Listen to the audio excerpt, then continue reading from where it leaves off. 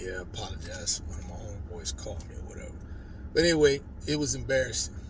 That joint was embarrassing as hell, man. Like, you know what I'm saying? I put this up here. I was looking to level up. Uh,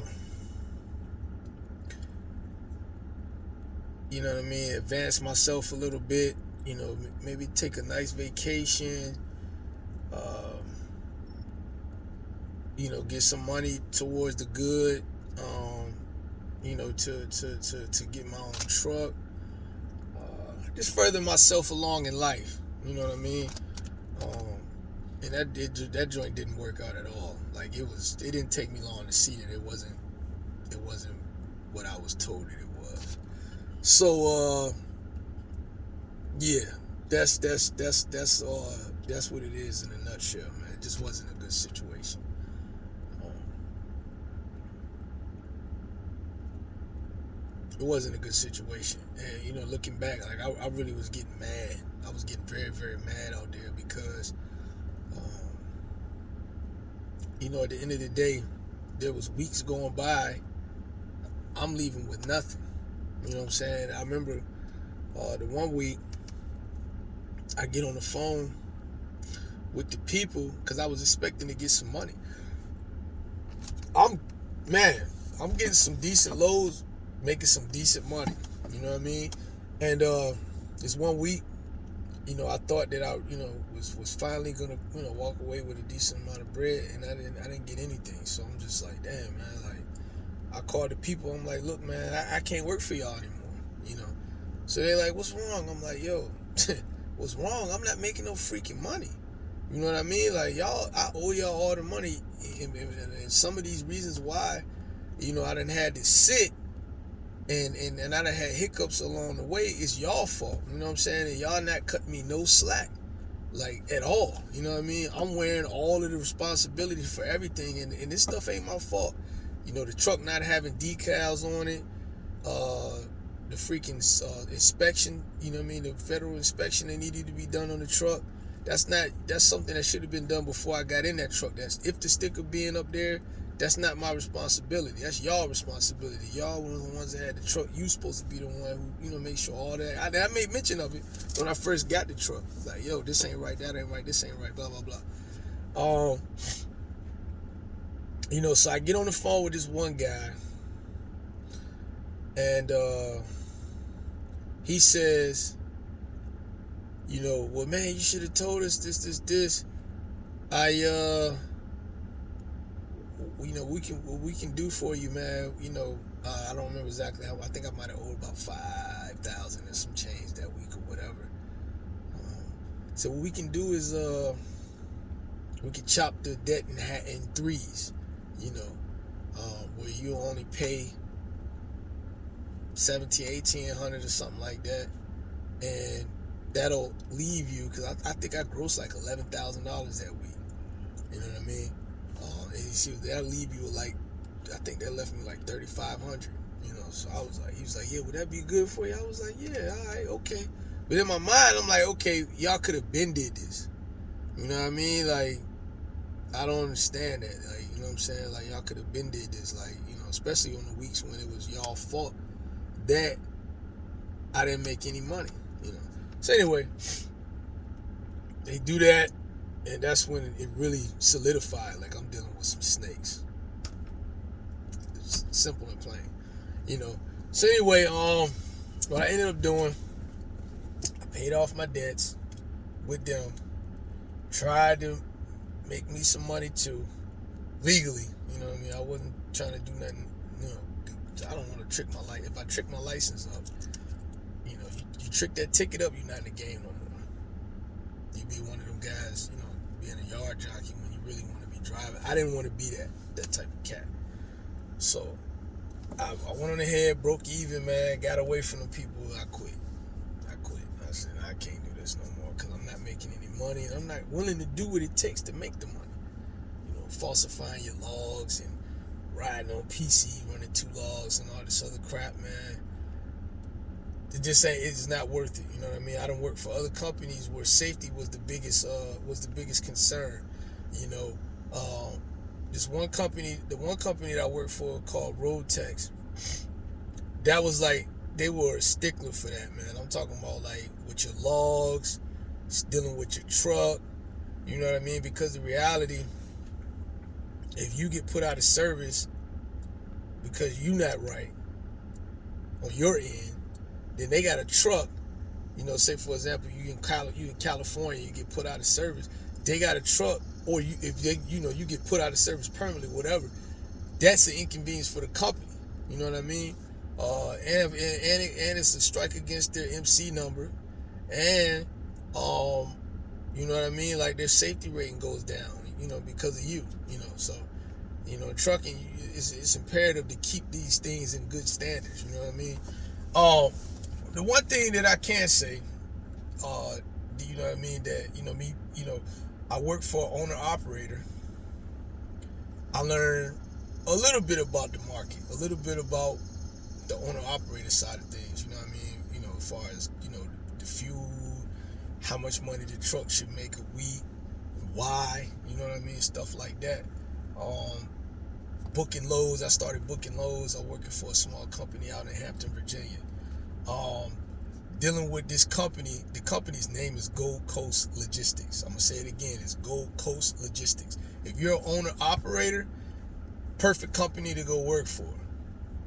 If you're a contracted worker like I am at this moment, if you're not willing to bend the rules, it's not a good situation to be in. But for owner operators, they got, man, you know, they can get you wherever wherever the money is at, whether you want to do freaking, you know, flatbed, step deck, freaking reefer, dry van, oversight, whatever you want to do, they got their hands and they got connections in a lot of, you know, all of the lanes, you know, that's in trucking or whatever, you know what I mean? So the one thing that I can say, I learned a lot about the business in general.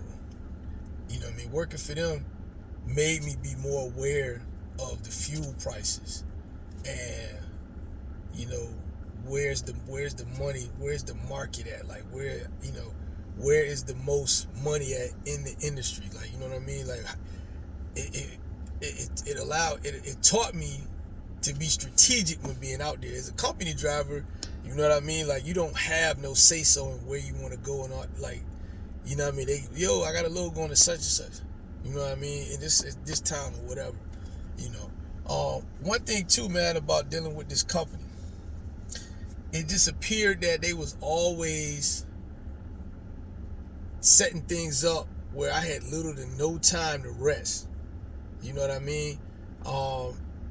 And I became exhausted a lot of times, but because of the fact that my financial situation was that of difficulty, you know what I mean? In my mind, I gotta go. Like, I had that feeling, I gotta do this, I gotta do that. Because even if, you know what I mean, I was tired, you know what I mean? Like, because I was broke, you know what I mean? So, yeah, man, that wasn't a good situation. It wasn't a good situation. I learned a lot. I lost a lot too. That joint put me in debt, man. You know what I'm saying? That joint messed me up. You know, I was looking to use that, you know, opportunity to build myself up. You know what I mean? And it didn't work out. So again, that company's name is Gold Coast Logistics. A lot of people was hitting me up, man. You know, to be honest, like I said again, I didn't want to do this video because I was embarrassed about that joint. You know what I mean? But, you know, me going through what I'm going through and sharing it, went through and sharing it, you know what I mean? Maybe that might help somebody else not make the same mistake I did. You know what I mean? After I left them, I was looking for a job.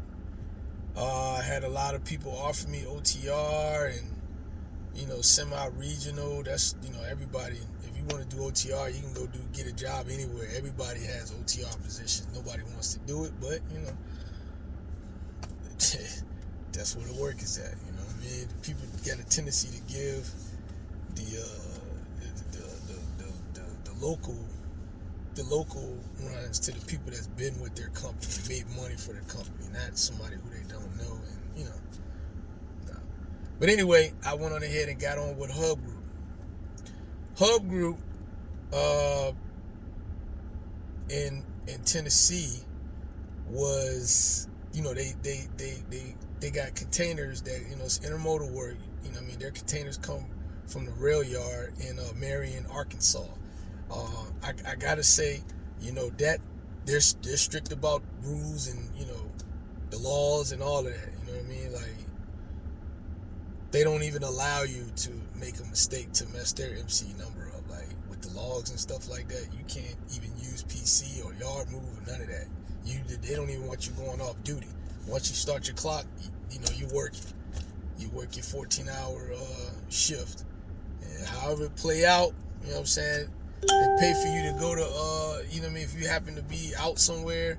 Let's say, for an example, you go from Nashville to Marion, is it Arkansas? Yeah, Marion, Arkansas, and you don't have enough time to get back. They will pay you for having to sit in the hotel, and they'll pay for the hotel. It's a pretty decent job. I had I was, after I figured out doing intermodal work was different for me, keeping up with all those chassis numbers and the container numbers, you know what I mean, like logging everything in on the Qualcomm and stuff like that. Like, that joint took some time for me to get used to their system. You know what I mean? Because at the end of the day, once you make a person aware, like, look, this is how you get paid, this is how you do this, the reality, the Qualcomm,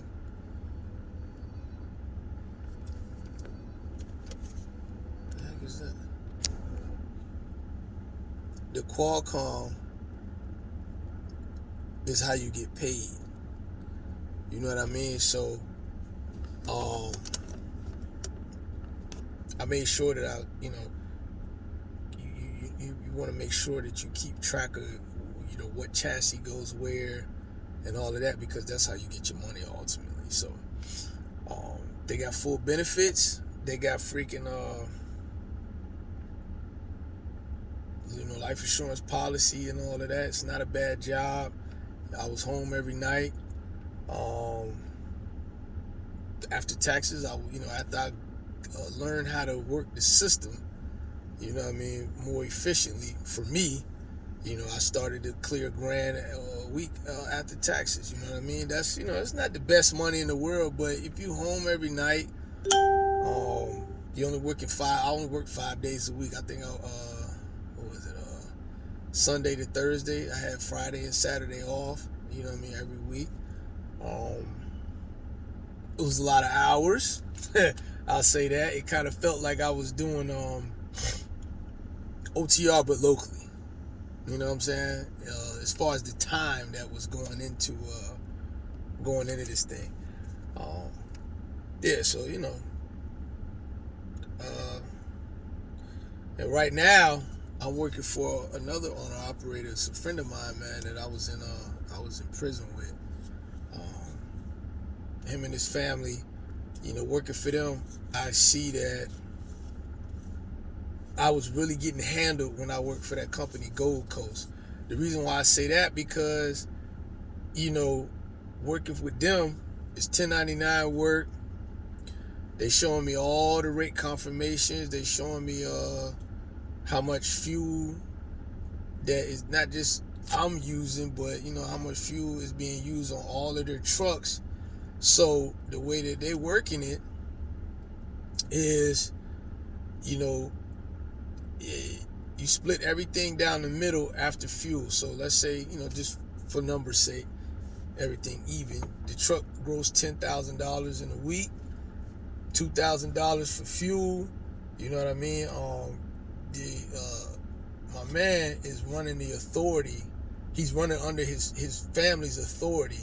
So I think they take 15% off the top, and you gotta send your bills over to the factoring company, and I think they take like 1 or 2% or whatever. So everything outside of that, you know what I'm saying, is what me and him was split. And it's you know, the timing, you know, that I get to these deliveries, man, is freaking unbelievable. I get there early a lot of times. I remember one time I picked the load up. I dropped the joint off a whole day in advance. You know what I mean? Because they had you know, I got plenty time to get the load there. You know what I mean? It wasn't like you know, an excessive amount of time, but it still was enough time, you know, that I can get some rest, which is very essential out there on the road, and get the load delivered. You know what I mean? So that's it, man. You know, I done talked enough. That joint was a blow, man. You know, working for that company, Gold Coast Logistics, man, that was a real freaking. They're grimy. They're very grimy. And one more thing about them before I close this out. You know, they say that they're transparent about everything, right? But you know, I never got on the phone with my dispatcher and the broker. You know, to me, it seemed like it was game being ran. You know, the dispatcher would call me and be like, hey, listen, I got this load, this guy, I don't got the guy on the line. You know, it's going, everything is like this. You know what I mean? It was never a moment to ponder on, is this a good deal or not? Because the way that, when I was booking my own loads, the way that I like to do it is, you know, I look at the load on the load board, I factor in how much does the load weigh, I look at the location where I'm picking up, I look at the location where I'm dropping off, considering how much fuel is and what their initial offer is, you know what I mean? I take all of this stuff, how many miles is it, am I going through the mountains, you know, or whatever. You gotta take all of this stuff in consideration, because that's the only way you're gonna know, is this a good load or not? You know what I mean? So sometimes the people, you know, get me on the phone and be like, yo, you know, I might be in the middle of delivering, or, you know, getting out and, you know, opening the doors up or backing up, or, you know, whatever. I'm driving. I can't do my system to see if this is a good load or not. So now I have to take this person, you know, who happens to be a foreigner over in freaking Lithuania or wherever the freak they be at, or whatever. You know what I mean? Dispatchers is not even in, you know, the country. You know what I mean? And you know what I mean? I try to, you know, speed up the process in my mind. Like, okay, it's such and such. How many miles is it? How heavy is the freight? You know what I mean? And they might even lie to you. You know, make up. Oh, it's this is a good load. Yes. You know, you just be thinking about the debt. You know what I mean? And you know, oh, it's paying this and this is this. And I'm just like, man. You know, secretly I believe that they probably, like, say for an example, if it's a load coming from Southern California going to Pennsylvania, something like that, it's approximately about 2,600 miles, depending on, you know, give or take a few, depending on what part of the state you're going to. You know, they might be like, yeah, the load is paying like $8,000, but in reality, you know what I mean, it's probably paying $9 or $950 or $10. Because I never got on the phone with the brokers. That's one thing that I appreciate with the company that I'm driving for now, is they're completely transparent with everything. You know what I mean? And they, you know, being that there's a small company, taking care of the driver, because in reality, even though it's your truck, the driver is the horse that drives, and, you know, that brings in the money. As long as I got enough sleep, as long as I got enough time to get the load there where I can get me some rest, man, I can run. And I done ran, when I got on with this company, Gold Coast, I don't even think I took off, not one time. I started in January, the beginning of January, and I quit at the end of April, I think it was. I might have took off maybe once, and that was only for like a day. The rest of that time I was out there running. like a chicken with my head cut off out there trying to get that money. You know what I mean? And it wasn't a good feeling. You know, I'm used to accumulating dollars while I'm out there on the road. You know what I mean? And then choosing when I'm about to take off. You know, because you can feel it. You know what I mean? 3 weeks, I might do a month. Then I'll be like, okay, now I need to get some rest. You know what I mean? But with the way that, this guy that I'm driving for now, his family is running, man, shoot, I But anyway, I done talked long enough, man. This is long. So I'm going to wrap this up, man. Again, freaking embarrassing. It is what it is. But, you know what I mean? I told myself when I started this thing, I'm going to tell the good, the bad, and the ugly. If I can share an experience that could be a benefit to somebody else, well, alhamdulillah, I'm going to put it up there. It is what it is. I don't really care about how anybody thinks or feels about me personally or whatever the case may be. From that perspective, life is it's a learning process. You know what I mean? And it's unfortunate, but I had to learn a tough lesson with these people. So it is what it is. I hope that me sharing this is a benefit to somebody. So yeah, I'll be cool, man. Peace.